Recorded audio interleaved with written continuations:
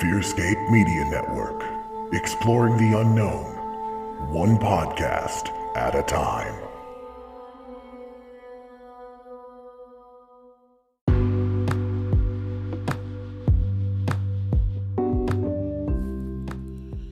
Hey everyone, Josh here from FearScape Paranormal Podcast. Have you been to our website, FearScapePodcast.com? There you can check out our store with all of our awesome t-shirts, check out guests that have been on the show, listen to the podcast directly on the website, even donate and help us bring you awesome content. Please consider supporting us. FearScapePodcast.com.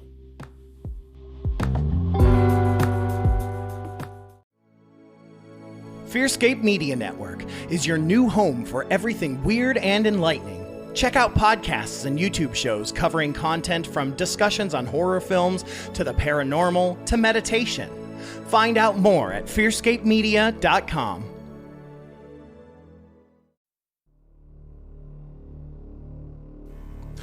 Welcome, ladies and gentlemen, to a very special bonus episode of FearScape Paranormal Podcast. This is Stefan, one of your hosts from FearScape, and we are getting close to the 100th episode of our show.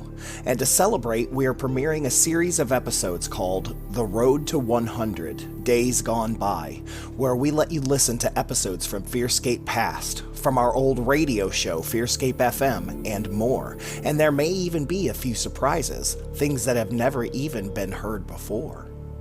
We hope you enjoy this archived episode of FearScape, and remember, hold those blankets extra tight.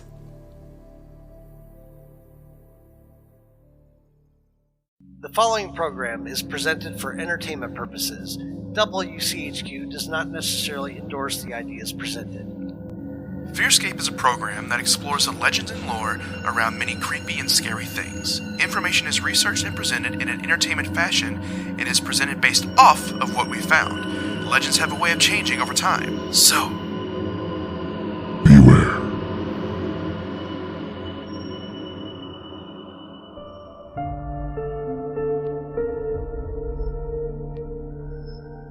FearScape. Welcome back, ladies and gentlemen, to FearScape, here on WCHQ 100.9 FM and the Destination Nation Network. And your ears. And your ears. My name is Stefan Gearhart, and I'm joined by my fabulous co-host, as usual, Mr. Brad McQueary. Hi, guys. I'm back again, back from sunny Florida. Sunny Florida.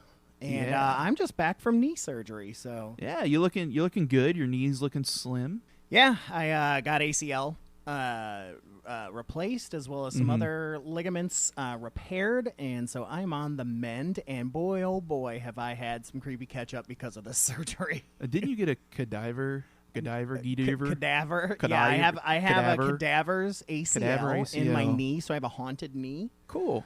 So that's cool. But yeah, we're going to be discussing, it's actually part one of a two-part series that we're going to do, discussing the Amityville House. We'll just call it that. Yeah, essentially that's what it really is about, because we all know about the Amityville horror. Right. But that's just one part of it. It's yeah, a we want to house talk that about we the really look prequel as well. Today our main focus is going to be the DeFeo murders. Yes, which were messed up, man. Yeah. Phew-wee, And deputy dog. You have the research in front of you. There's several pages here, and this is like a tip of the iceberg, because there's also some conspiracies that I didn't even bother putting down because there wasn't too much deep into them, but it's enough to discuss. So I'll bring those up at some point. Cool. Well, in this discussion. Let's move right into creepy catch-up so we can get the show on the road. Creepy catch-up. Creepy catch-up. Creepy catch-up. Creepy catch-up. Y'all, it's creepy. Okay, so as I just said, I've had surgery, so I have been sleeping on my back for close to 2 weeks. Which we all know is prime prey position for the night hags. And yes, so the one I want to share with you the most was probably 3 nights after my surgery. It was actually the first night I slept on the bed because I got what's called a nerve blocker. And so basically, like when you get done with a dentist getting surgery, how your lips and mouth feel, that was my entire right leg. That's the best time to eat hot food. And so it was this just jelly, and I actually ended up falling and sprained my ankle and messed up a whole bunch of stuff. It was really difficult. All right, Mick Foley, calm down. Had a really tough time with this. But anyways, because of that, I couldn't stand up. It was hard for me to get off the couch. The couch was so low. Yeah. And so I ended up sleeping on the couch for the first 3 nights until Paul was able to kind of help me get up. And he literally picked me up and got me to where I could get on the crutches, so I went and slept in the bed. Now, on our bed, we have one of those beds that kind of recline and move your legs. So it was perfect for me to sleep because my legs could be up in the air because I have to keep them elevated. Not going to lie, I zoned out for half a second. And I was like, okay, you fell. And then I heard few days, Paul. I'm like, it took Paul 3 days to get you out of the garden? It did. Jeez. It did.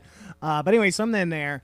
And so my leg's up really high, which is kind of really where they want you to have it. Yeah, and, good for circulation. Yeah, and so that's how I sleep. And Sarah's not sleeping like that, so she's out on the couch now.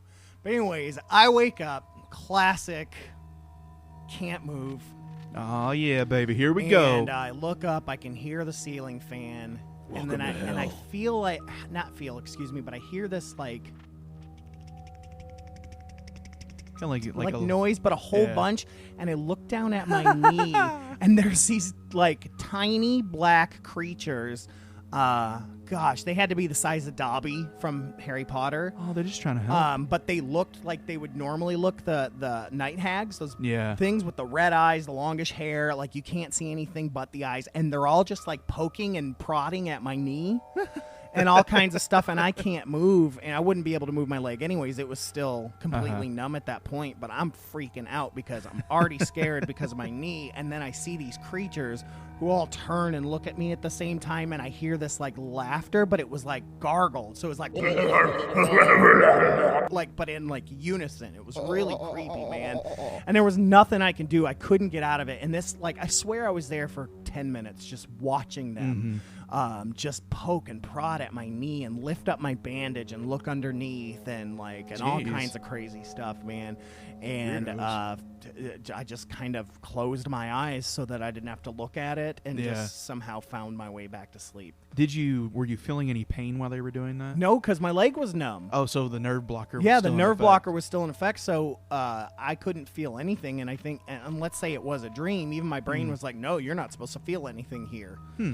So no, I felt nothing. Maybe it was an illusion of what you're supposed to be feeling. Maybe it's like your subconscious trying to tell you, you're supposed to be feeling pain right now. Does this hurt? As your subconscious is poking your knee. This wasn't really creepy catch-up because I thought it was kind of funny, but it's like a couple days ago from here, this point, a few days ago, I had a dream that I lost my leg. And not nice. I lost it in the war. No, I lost it. I couldn't find it. And I was like, has anybody seen my leg? And it was this hilarious thing because I think Paul and Sarah in my dream were hiding it from me. Last time I had it was at the disco, and now I can't find it. And so that's exactly what it was like for me. It was just this very... Where's my leg? So, yeah, I've had some weird dreams. And I've got another one, but I'll save it for next episode unless something else comes along. I hate cliffhangers. Yep. It's better than a hangnail. Yeah, that's true. So do you got any creepy catch-up? No, not really. Just got back from Florida, and the only thing creepy there is our heat index was like 128 a couple days. Well, that and Floridians. Floridians? Yeah. The place we were at seemed pretty normal. It's when you went outside of the small town they were in that you were like, that looks like... But you're going to say, it's only when you stepped outside of your condo when you noticed. And we went to one of the malls, and it was like deserted except for like this one guy I saw, and I'm like, he's the poster child for quote-unquote Florida man. Yeah. I don't want to be near Florida him. Man. Florida man. All right. Well, then that was Creepy Ketchup. Creepy Ketchup. Creepy Ketchup. Creepy Ketchup. Y'all, it's creepy.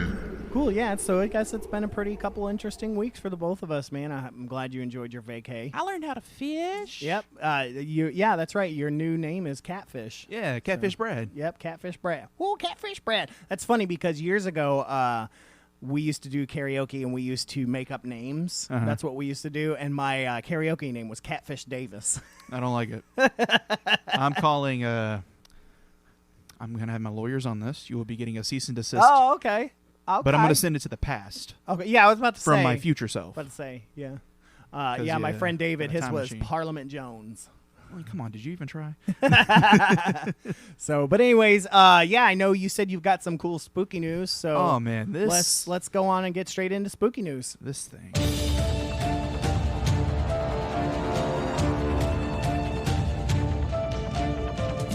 Over 200,000 UFO fans plan to storm Area 51 to find extraterrestrials.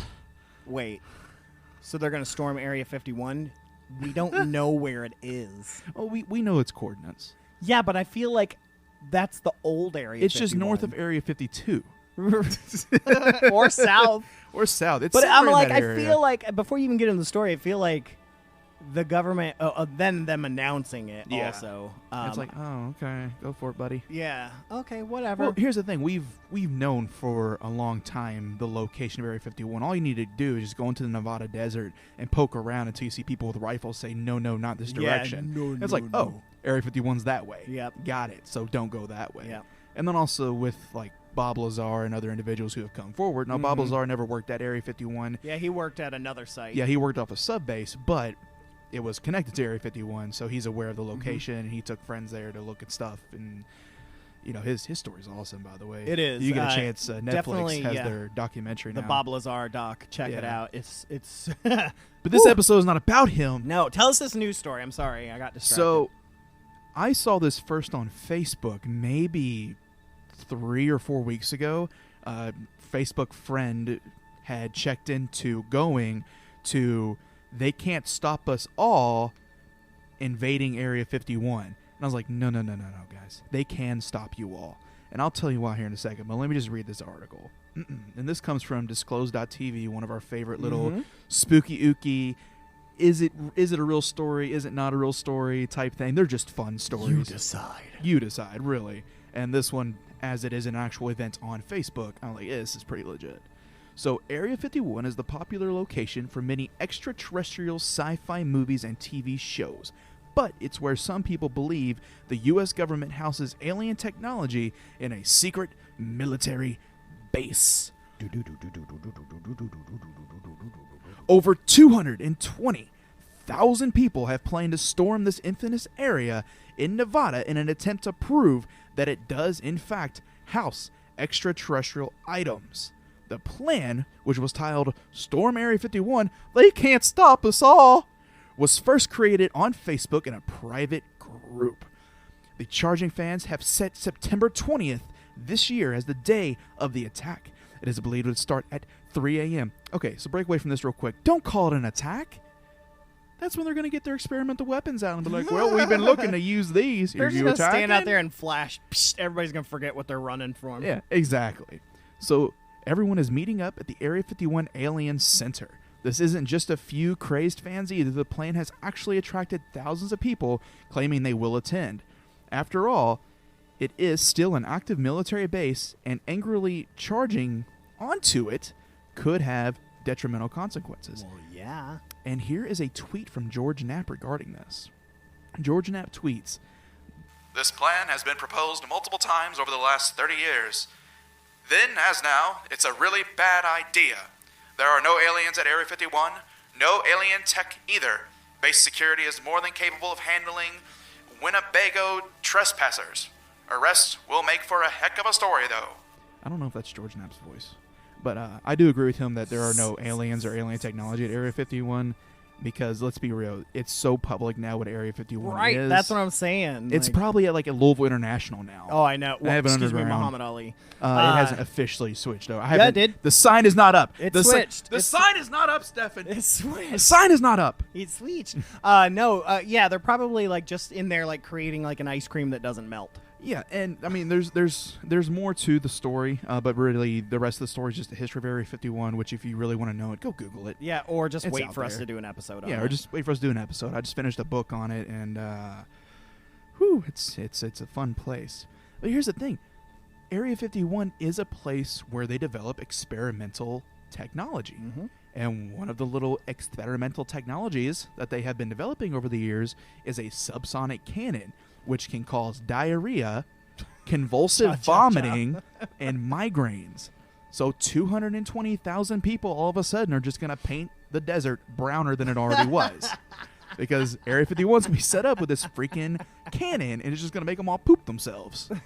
And they'll be like, I guess we shouldn't have went to Area 51 then. As much as I don't want to smell it, I would love to watch 200,000 people poop themselves at the same time. If anybody listening to this right now is planning on invading Area 51, first of all, don't. Second of all, don't. And third of all, if you do, like, live stream it. Because I want to see if you get hit with the poop Fourth cans. of all, where depends. Where depends. If you really want to get some proof. But even Bob Lazar said that he saw some stuff at his sub base he was at, but Area 51 itself, he'd never really heard or saw anything from there. So, well, yeah, thank that's you that. for that, for our spooky news. Spook news!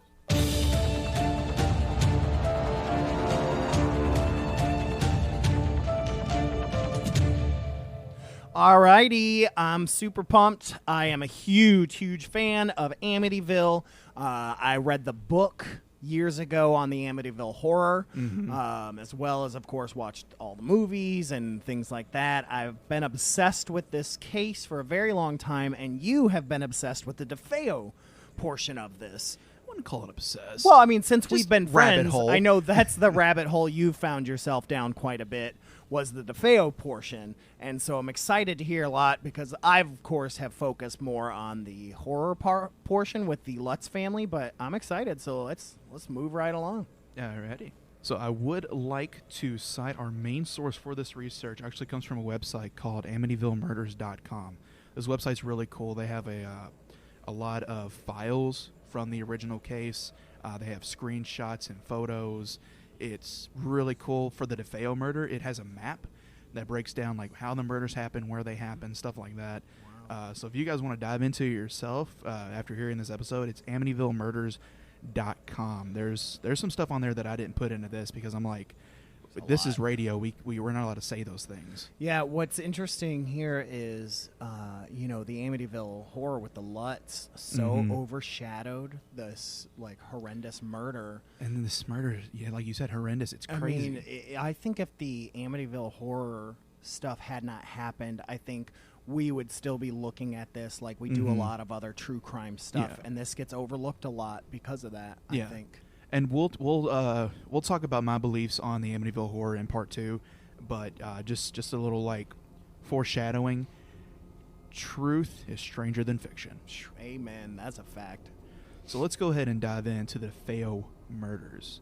So on November 13th, 1974, patrons of Amityville sat around drinking at Henry's Bar, just blocks from 112 Ocean Avenue, better known to locals as High Hopes. I've been there. Yeah, you guys hunted it down, didn't you? Yeah, went to New York? When Ben, my friend Ben, and I co-host of Unhappy Campers with me, his uncle lives out in Long Island, and so it's not too far from Amityville, and so he took us out there to 112, and of course, I'm like, where is it? Yeah, they moved it. No, they didn't really move it. It's just that they completely remodeled it, Yeah, so that's it what it looks is, remodeled it. nothing. They don't took blame those them. windows out, everything, and so. But I was there. I saw it, and it was not great.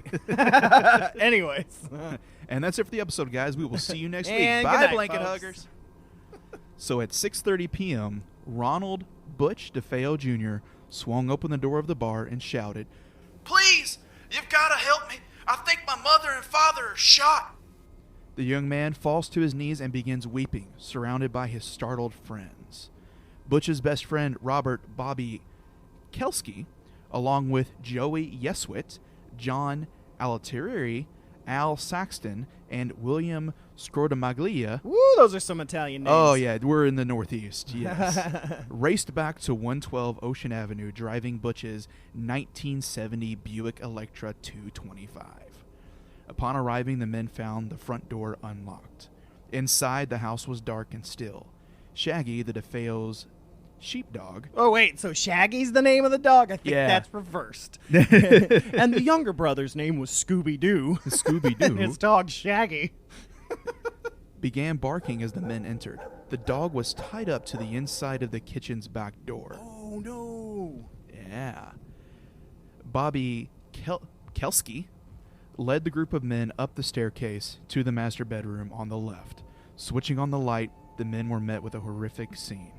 The lifeless bodies of Ronald DeFeo Sr., age 43, and his wife, Louise DeFeo, age 42, lay sprawled out on their bed. A bullet hole and a dried stream of blood were visible on Ronald's back. Louise's body was buried underneath a blanket. Soon after, the men discovered the bodies of the DeFeo children, Don, Allison, Mark, and John Matthew, all seemingly shot in their beds while slumbering. Man, Yeah. that's horrible. Yeah. Now, while they were at the home discovering the gruesome scene, one of the bar patrons by the name of Yeswit, he actually made a call to the police, and I was able to get the transcript of the call itself. Suffolk County Police, may I help you? Huh? This is Suffolk County Police. May I help you? We have a shooting here. DeFeo. Sir, what is your name? Joey Yeswit. Can you spell it? Yeah. Y-E-S-W-I-T. Y-E-S-W... Huh? Y-E-S-W-I-T. W-I-T. And your phone number? I don't even know if it's here. I don't have a phone number here. Okay, where are you calling from? It's in Amityville. Call up the Amityville police, and it's right off of Ocean Avenue in Amityville. Austin? Ocean Avenue. What the? Ocean Avenue? Off of where? It's right off of Merrick Road. Ocean Avenue. Merrick Road. What's the problem, sir? It's a shooting. There's a shooting? Anybody hurt? Huh? Anybody hurt? Yeah, it's everybody's dead. What do you mean everybody's dead? I don't know what happened. Kid come running into the bar. He says everybody in the family was killed and we came down here. Hold on a sec, sir. At this point, the police officer now takes over the call. Hello? Hello? What's your name? My name is Joe Yeswit. George Edwards? Joe Yeswit. How do you spell it? How many times do I have to tell you? Y-E-S-W-I-T. I'm on Ocean Avenue. What number? I don't have a number here. There's no number on the phone. What number on the house? I don't even know that. Where are you at? Ocean Avenue and what? In Amityville. Call up the Amityville police and have someone come on down here. They know the family. Amityville. Yeah, Amityville. Okay, now, tell me what's wrong. I don't know. Guy come running in the bar and said his mother and father are shot. So we ran down to his house and everybody in the house is shot. And I don't know how long, so, what's the address of the house? Jeez, hold on. Let me go look up the number. All right, hold on. Hello? Yes.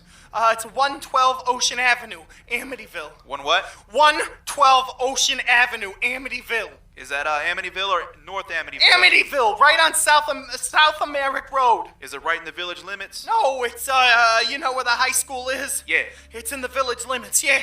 Yeah, that's the village limits, right? Yeah. I don't even have one. There's no number on the phone here.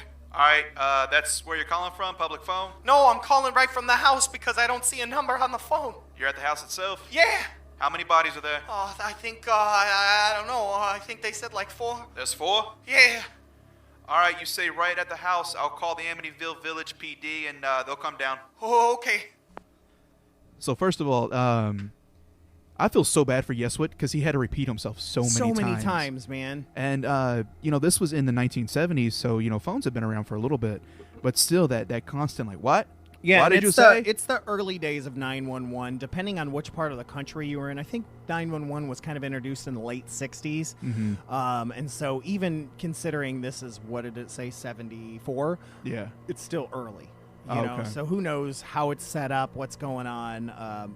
And then he's panicking. Yeah, he's not having a good time. My right heart now. goes out to all 911 operators. I don't know how they do it. One of my good friends, he is a dispatch operator for the local EMS and police, and it's rough on you. It's really rough on you. I can't imagine. I've listened to a lot of those on true crime. Listened to the whole things, and how especially when somebody calls through. Like he said, that happened a couple times. And That's he's crazy. Like, I never thought about that. like he had somebody call through who was like thinking about suicide and all this stuff. And oh no! like he was on this phone. He was on the call with them for 45 minutes, and then once the person was secure and everything, he got their information and found out it was like one of his friends. Wow! And he just didn't realize it. That's crazy. Now back to this. Within 10 minutes of Yeswit's call, Officer Kenneth Gregunski of the Amityville Village Police Department arrived at 112 Ocean Avenue. Now by now, the men were grouped in the front yard trying to comfort Butch, who was pretty much sobbing uncontrollably. Right, so at this point, they just assumed someone came in and shot all of his family, and they're trying to console him. Yeah, exactly. Okay. And this is where I think Butch gets a little theatrical. So in here, he's quoted, and this is actually from the Sullivan High Hopes, page 16, which is a book about this. And it goes, I'm not going to go back in that house. screamed Butch as he pounded his fist into the Electra. My mother and father are dead. So I feel like he's being a little theatrical there. Oh, for at sure. that point, pounding on your car, stuff like that. Like I've been in situations. I watched my dad die, and that was very traumatic for me. But I didn't like pound my fist and be over dramatic. When a true tragedy strikes, you're kind of dumbfounded. You know, here's what I will say. Yeah, now I agree with you more on that end. Because once again, I watch a lot of true crime. And, even watching the Now They See Us on Netflix about the Central Park 5, you know, they always get mad. They always try to say why, you know, when say like a husband dies and she's not bawling her eyes out. They're like, there's something wrong with her. And I'm like, listen, everybody deals with grief differently. Dude, when my dad died, my mom was at the hospital with him. And now he actually died on our back porch, but it wasn't pronounced yet. Right. It didn't get pronounced until he got to the hospital. My mom did not cry until like late that night after the hospital, after she home, told us the news, and I think everything finally settled. So in the moment, that shock, your emotions don't know how to react. Even then, I mean, even days later, sometimes people just think that they need to go with their routine, and because they're not dealing, they're burying it. Exactly. And I always hate that. There is no real way to react, but yes, this definitely seems outlandish, especially with everything we know. Yeah, and when we actually have DeFeo's statement that we'll be reading through of the incident, and from the statement you can already see like, okay, that doesn't make sense, that doesn't line up with that, you're kind of repeating yourself here, but we'll get to that very shortly. So finally, they were able to convince Butch to go back into the house. And when the men re-entered the house and sat DeFeo down at the kitchen table, they inspected the scene and then immediately called police headquarters to report the murders. So the police had come and then like kind of checked it out, and then we're like, okay, yeah, this is something. We need to get this taken care of. So detective and police officials came in swarms, followed by legions of reporters, curious locals, all of course stunned by the news of these murders. For sure. Now, Suffolk County Detective Jasper Randazzo was the first to question Butch on the scene. That's a great name. Dude, I love these Northeastern names. They're so great. Like when I was doing the research and typing it, like I was sipping on a whiskey and I was just like saying their names over and I'm like, Randazzo. Yeah. Such good names. That's a good name. Now, amongst his sobbing, Butch was able to tell Randazzo where he had been that day and how he found the bodies. When asked who he thought was responsible, Butch demanded that a supposed we're keeping that in. A supposed mafia hitman, Luis Fellini, was to blame. Mate, so this dude had a name? Yeah, this dude had a name. The mafia guy had a name. And what's interesting is Butch's family was connected to the mafia through his dad. His dad owned like a car shop and all that stuff. So, you know, there's a lot of mafia ties in there.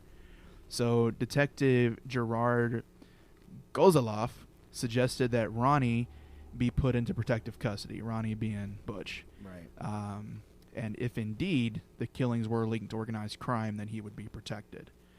So this here is DeFeo's statement of that day and what happened, and it is very long. So we'll go ahead and dive into that. I, Ronald DeFeo, being duly sworn, deposes and says that I am 23 years old, born September 26, 1951, in Brooklyn, New York. I live at 112 Ocean Avenue, Amityville, New York, with my father, Ronald, about 43 years, my mother, Louise, 42 years, my sister, Dawn, born September 29, 1956, my sister, Allison, 13 years, my brother, Mark, about 11 years, and my brother, John, about 9 years. I work for my father, who is a service manager for Carl Brignett Buick. Yesterday, I stayed home from work because I have stomach trouble. I usually work 8 to 5. My father went to work yesterday. That is Tuesday, November 12th, 1974. I usually ride with him. I woke up about 4 a.m. with stomach pains. I decided to stay up and go to work. When I woke up, I saw Mark's wheelchair. He got hurt playing football by the second floor bathroom and heard the toilet flush. My mother and father have a bedroom on the second floor. Mark and John have a bedroom on the second floor. Allison has her own bedroom on the second floor.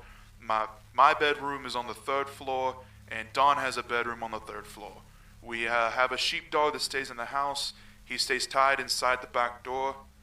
The dog is a good watchdog, but he's always tied up. I decided to go to work when I woke up because I slept a lot the day before. I often go in early and sleep in the car or hang around in there until it's time to go to work. They kid me at work about this. Today my father didn't go to work because he had to take Mark to the doctor. He has a hip or leg injury. Today I had a normal day at work. I actually got to work at 6:45. Vito Diorio let me in. Then Dennis Lambert, who works there sometimes and lives right across the street on the third floor, came in. I left work about 1 p.m. I often do this being my father's the boss, so I do as I please. Now that's just right there, that I do as I please. Come on, man. I went to Mindy Weiss's house. I left about 3 p.m. I called my house several times and got no answer. I had called from work at about 12:30. I was calling because I wanted them to leave out my pay stubs for my probation officer. I'm on probation for having a stolen outboard engine. I also wanted them to leave out the keys for the house. Although I have a house key on my keys, I have my mother's keys for my car. Our keys are a constant mess. So even here in his deposition, you're starting to kind of see where he feels like he needs to over-explain everything. Yeah, well, I mean, he's already a criminal. Yeah, I mean, he's on probation. Yeah. Something else I'll go ahead and throw it in here. He also has a drug problem. No surprise. He has mental issues. There's also, it can't be proven because Allison was killed, but there's also rumor that him and his sister Allison had an incestual relationship. So Game of Thrones. Yeah. Gotcha. That his mother and father found out about, and in order to cover it up is the reason that he killed them all. But the way he did it was so... yeah. It was almost ritualistic, the way he did it. All right, so go back to this.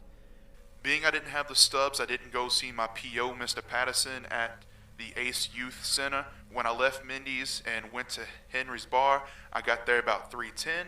I had a vodka and 7-Up. I had about 4 or 5. At about 4 p.m., I left and went to my friend Bobby Grieger's house. He wasn't home, so I went back to the bar. I was in no hurry to go home because I knew no one was home.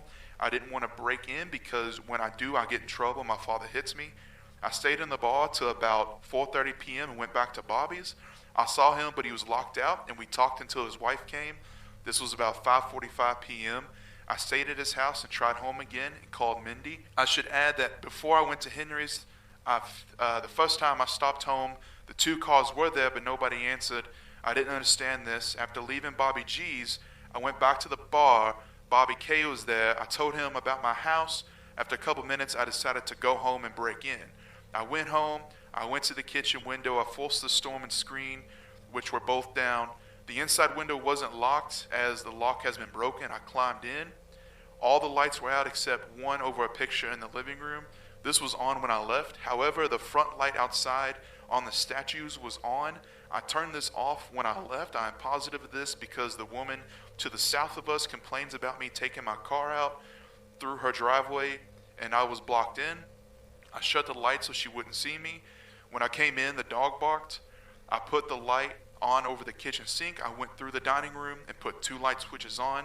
This is one light at the bottom and one at the top of the stairs. I went up the stairs. The door to my parents' room was open. I had yelled when I first came in, but got no answer. I had also tried all the doors to get in, but they were locked. I could see forms in my parents' bed. I pushed the wall switch on their bedroom, and I froze. My father was face down in the bed. He was naked on top. I could see a hole in his back. There was blood by the hole. I think my mom was on her side. I ran downstairs, and I ran to the front door.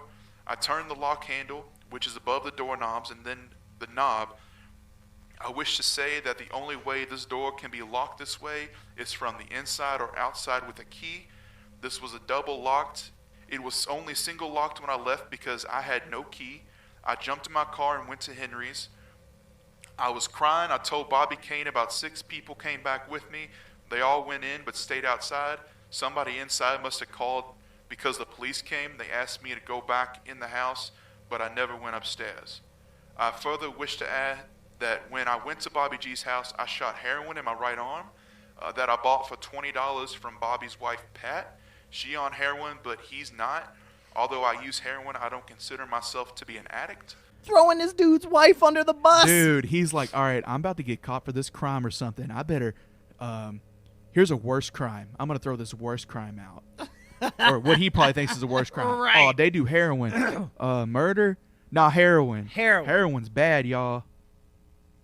I don't consider myself an addict. Okay. It almost makes me wonder if he threw in the heroin part just in case they do get around to finding out he did it. He could blame the drugs. I'm like, oh, I wasn't in the right state of mind. Was that a thing back then? Like, if you can't prove that you're of stable mind? Sure, drugs were. That was all the thing back then. Was that all the psychedelics and everything? Gotcha.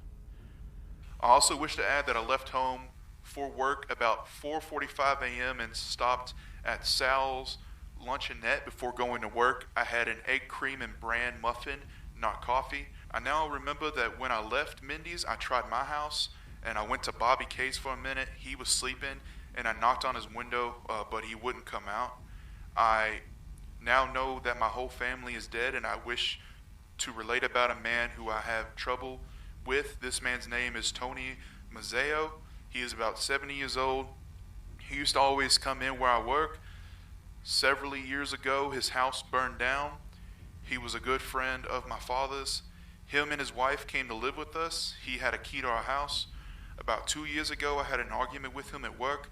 He used to come in where we work. Nobody could stand him. At this time, my father told me he was a professional murderer, and I had forced him to choose between me and Mazzeo. This was after Mazzeo had lived with us. I never got in another argument with him. This guy knew he was a professional murderer and was like, yeah, he can live with me and my children. Yeah. I mean, if this guy was a professional murderer and mobster, he was protection for these shops. He probably let Kuklinski move in with him, too. Oh, jeez. Kuklinski's a whole nother episode. Anyways, I'm sorry. No, you're good. Several weeks ago, I got held up going to the bank at work. Arthur Beelan was with me last Friday, November 8th, 1974. I got into an argument at work with my father about the holdup. At this time, he brought up Mazzeo. The way he was talking, I knew he had spoke to Mazzeo recently. He told me the friendship had turned bad over me. He told me, quote, I told Mazzeo, if anything happens to my son, I'll kill you and your whole family. My father then said, I have to watch Ma and the kids now. I have also heard that Mazzeo is a killer from other people. I heard my grandfather say it. I also know that Mr. Lee told my father this. Some of my living relatives are Rocco DeFeo, Pete DeFeo, and is always in the paper as mob connected. I have many other relatives. I have read the above and swear it is true. Man, so here's this dude, right? So he goes from blaming Louis Fellini to now blaming Mazzeo. Yeah. Like, he's trying to find it out. Yeah, he's just trying to find any and you know, at that time, that's when the mafia crackdown was really starting to happen, was you know, the 70s, and so all right. Now, after Butch had officially signed the statement, he was driven by homicide detectives George Harrison. Wait, from the Beatles? Yeah. I actually don't know that reference. The Beatles? I never listened to the Beatles. Don't make this a thing. You didn't know that George Harrison is a Beatle? Don't make this a thing. This is about DeFeo murders, not the Beatles. Lord. All right, go on. Go on with your bad self. Now, as I was saying, George Harrison and Joseph Napolitano to the 4th Precinct headquarters where he could be interviewed. Butch continued to insist that Fellini was connected with the murders. He explained that Fellini had lived with the DeFeo family briefly and knew of a certain area in the basement Butch and his father had stored a collection of cash and gems. Wait, is it Fellini or is it Mazzeo? See, that's the thing. He keeps blaming two of them. Yeah. He's like he just Fellini did it, not Mazzeo. Constantly keeps getting them mixed up in this with the same story. Yeah. It's ridiculous. Now, with continued questioning, Butch seemed more intense in his willingness to cooperate, admitting petty robberies he and his family had taken part in, and feeling that they had pulled enough information from him, the detectives allowed Butch to sleep while they returned to the scene of the murder. Now, investigators soon discovered boxes of Marlin .35 caliber ammunition in his room, which matched the murder weapon. Further questioning of Butch's friends revealed Ronnie was a quote-unquote gun fanatic. The pieces began to pretty much just naturally fall in place at this point. Now, the next morning, Gozoloff, Harrison, and Napolitano.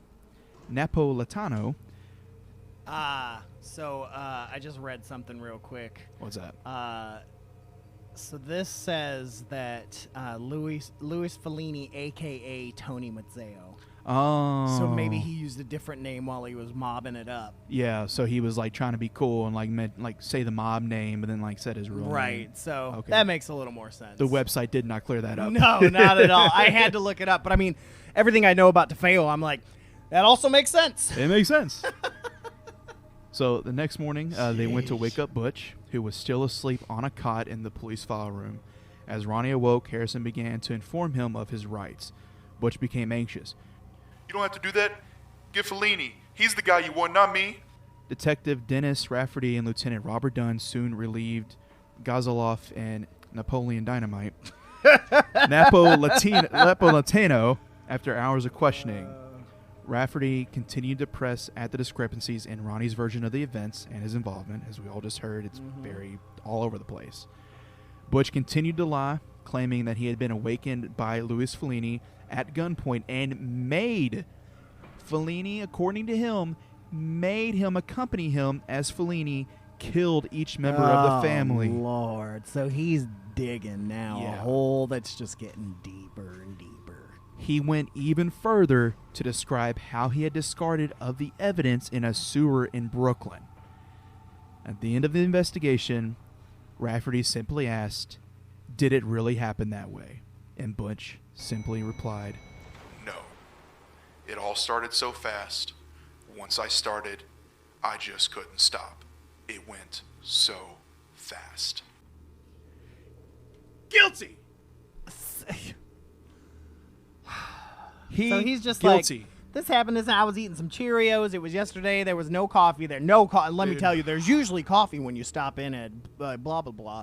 And then I killed everybody. It just happened really fast. Well, when I was reading this, it reminded me of one of your stories when you start telling me a story. Like all of a sudden I'm hearing about the breakfast you had when you were 12, but it's somehow associated with this coffee you drank at 24. Well, I loved your choice of your DeFeo voice because it was very, and then I went to the bank, blah, blah, blah, because that's how I've always seen him. Yeah. Like that's he's how I see so it. just like, I don't know, and then I did this, and I don't know, and then yeah,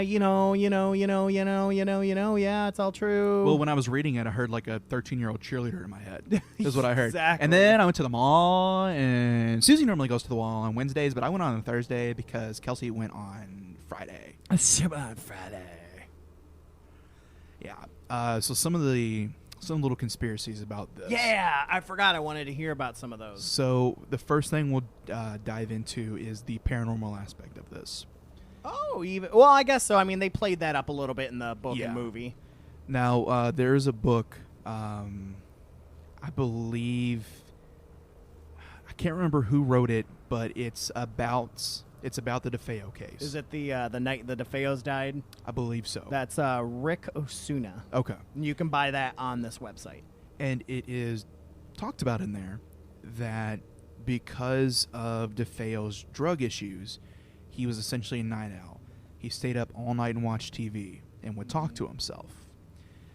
They believe that when he was talking to himself, he was in the early stages of an oppression, which, as we all know in the paranormal world, becomes a possession. And this entity, which in the Amityville movie is brought out to be like this common entity that now is like in the Conjuring films and all that stuff. Sure, it's a common some sort of demon. Yeah, some kind of common demon. Or played out, also like it was originally conjured by like the murder of millions of natives. Yeah, like, it was things like that. Some kind of demon that DeFeo had become pretty much buddies with, and had coursed him into these murders. So that's the paranormal aspect of it. There's also the one I mentioned that him and his sister were having an essential relationship. Yeah, that one's crazy. I've never heard that one before. That is the first one I heard when I was doing the research. That was the first one I came across. And what was happening is they were having this essential relationship, and in the 70s, even now, it's very taboo. It's very frowned upon and looked down on. But then, in a mob-like community, if you're connected with a mob and you find out two of your kids are, loving on each other, that's an instantaneous, like, boom, you're kicked out of the mob, you lose those connections, you're targeted, stuff like that. And back the mob then was very homophobic, was against all these things. Oh yeah. So in order to prevent his father from telling the mob about this, he decided to cut all the loose ends. So they say the reason that he ritualistically killed everybody in the same way, everybody was on their stomach, shot in the back of the head, was because that way the gun made the least amount of noise as possible. Another interesting fact about this, I was going to say that's always been my biggest question. the gunshots. Yeah, why didn't Nobody anybody heard hear the that? gunshots. But I mean, like, that's a common thing, though. I mean, like, even in like Phil Hartman's death, like she killed the whole family. Yeah. And it's like, And there's from the case, there's no proof of him using any kind of silencer or muffler or anything like that. I mean, this gun that he used is a loud gun. When I was a teenager, we would go out in the woods with my friend's uncle and shoot a gun like this in the woods. just shooting guns out in the Well, woods. we'd shoot water jugs and stuff like that, and these guns were loud and they had so much kick, they like would hurt your shoulders and stuff. Yeah. And I know, back at this time, houses weren't as close together as they are now, but still, somebody's going to hear that. Yeah. As loud as those guns are. Yeah. Well, in Amityville, they weren't so far apart. The movie makes it look like they're far apart, but those houses were decently close to each other, unless they were made after. I don't know. Yeah. From just my personal voyage there. Your personal trip to Amityville. Yeah. Yeah, this whole case, it's messed up. Now, if the place was not haunted before, the stone tape theory that wood and Stone tape? You've never heard of the stone tape theory? I don't think so. Dude, the stone tape theory is that elements like wood and stone that are naturally occurring absorb and record these events. And then when the conditions are right, it can release the events again. Sure. So this is where we get our residual. Yeah, this is residual hauntings. Okay. I just finally found out what it's called. I didn't know that. Yeah, it's called the stone tape theory. We are a little more amateur than I thought we were. Oh, yeah. Cool. Yeah. I'm learning stuff all the time when doing this research and all that. And then if this isn't a residual haunting, if Amityville really is haunted, which we'll get into next week, this could have easily awoken something.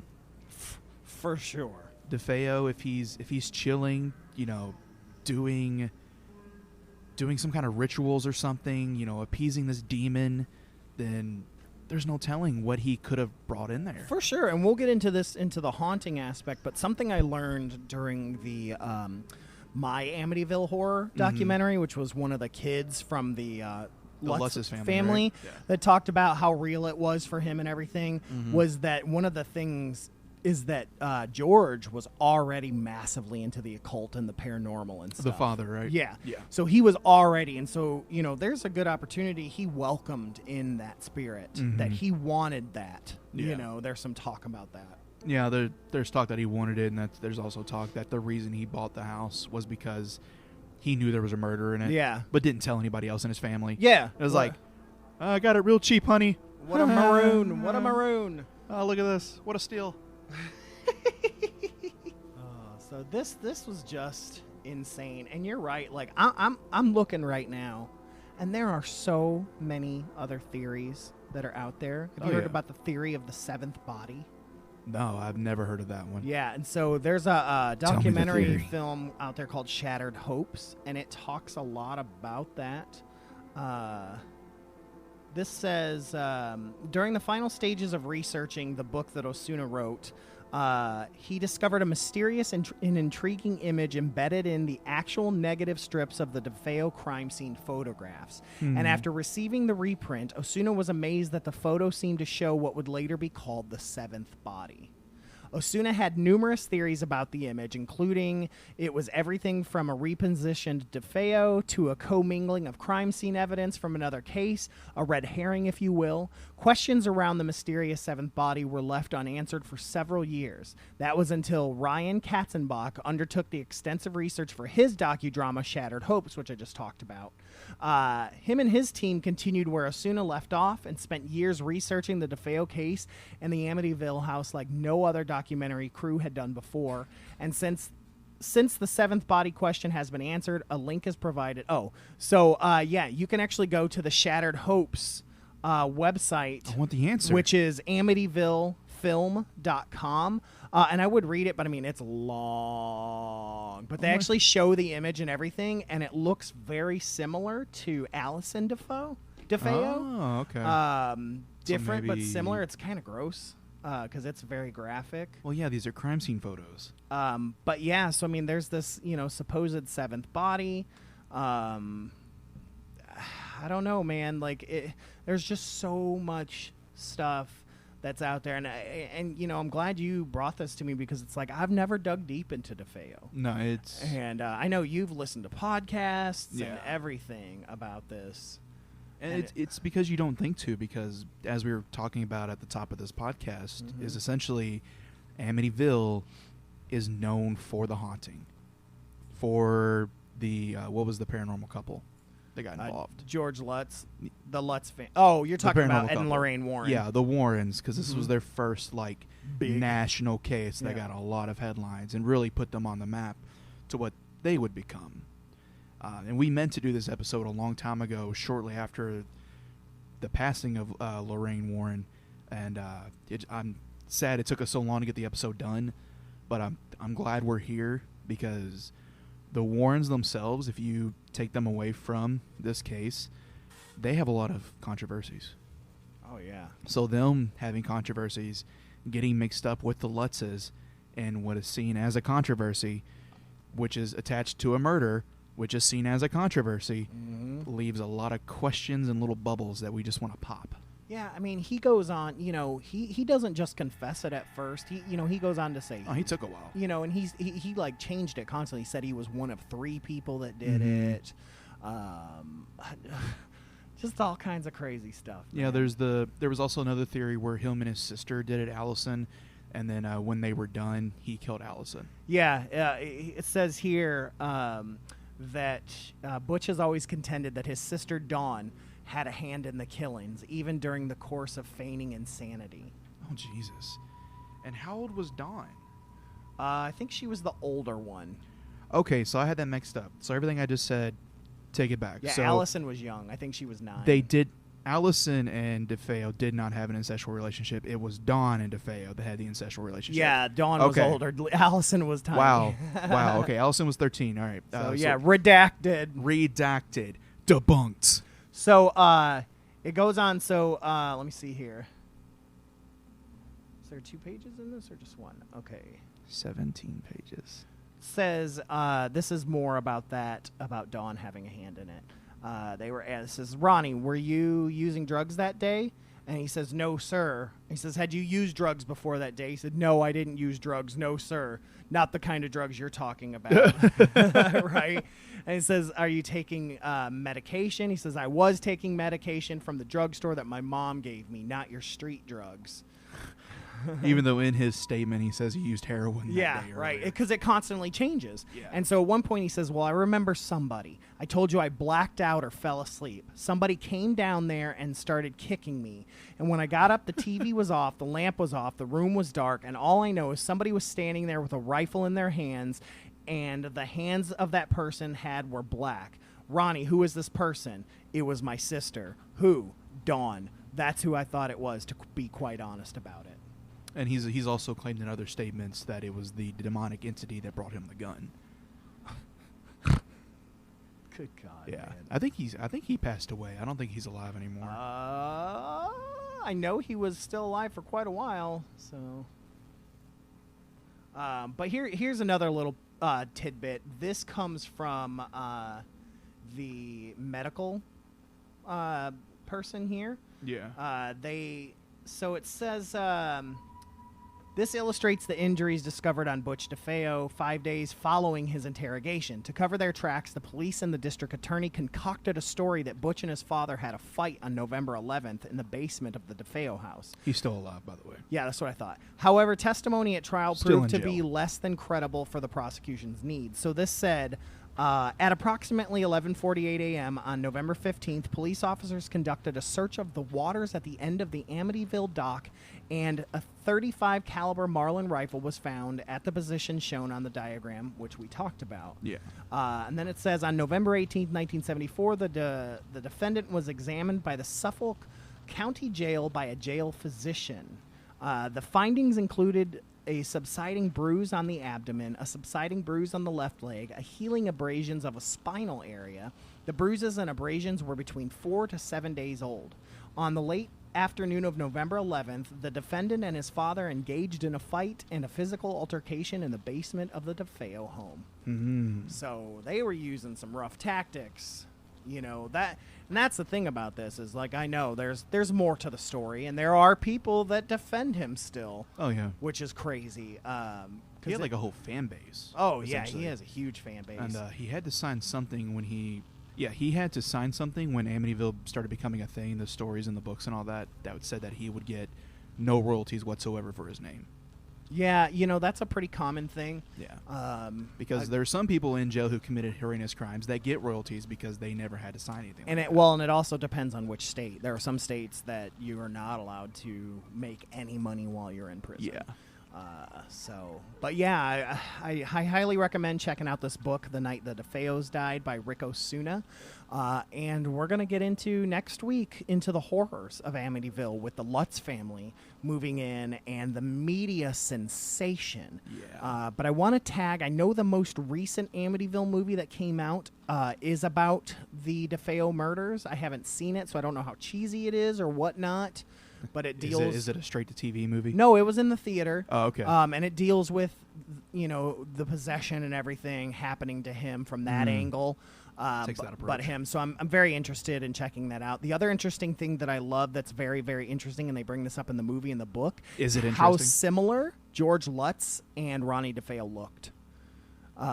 They looked very, very similar. That's interesting. Yeah, so just a very interesting thing, and we'll get to that. But we got to get to our listener story. Listener story. We are on our final story from Naoma of WCHQ's Country Roots. She has one more story for us, and then in 2 weeks, we're going to have her on, and it's going to be fun. We're going to be interviewing her. You guys have heard some of her stories. Well, that's only the top of the pile of stories that she has. Tip of the ice mountain. Tip of the ice mountain. So here is Naoma's story. And remember, email your stories to fearscapepodcast@gmail.com. And thank you, Naoma, for all these great stories. So here's your last one. My name is Naoma, and I've seen some stuff. So my next story goes to just a couple weeks ago. I was over at my mom's house, so was Mitch, and we were being taught how to sew by my mom because we were doing a music video for our band Lavender and Thieves, and we were doing a period piece for the music video. which is extremely difficult to find costumes that match what you're needing, so we were making them. So my dad's sitting in the chair next to us, and he looks at me and he looks at all of us, really. And he goes, I'm going to go take a shower because I'm going to go get ready for bed. And we were like, okay, that's great. Have a good shower. He goes upstairs. We're sitting there sewing. And I see my dad walk through the kitchen. And Mitch sees him, and my mom hears him. And he's like going into the kitchen. He's getting some tea. And I say out loud, oh, looks like Dad's going to go get some tea. And I go back to sewing. And this is like a split second later, the shower upstairs turned on. There is no way that my dad could go from being in the kitchen to 1 second later being upstairs and turning on the shower. Who was it that went into the kitchen? We don't know, but we all saw it and heard it. I got the best look. The visual reminded me of my dad. He had a white t-shirt on and charcoal gray sweatpants. But the way that he walked was weird for my dad. He walked with his arms straight down in front of him, his head forward, kind of slouching.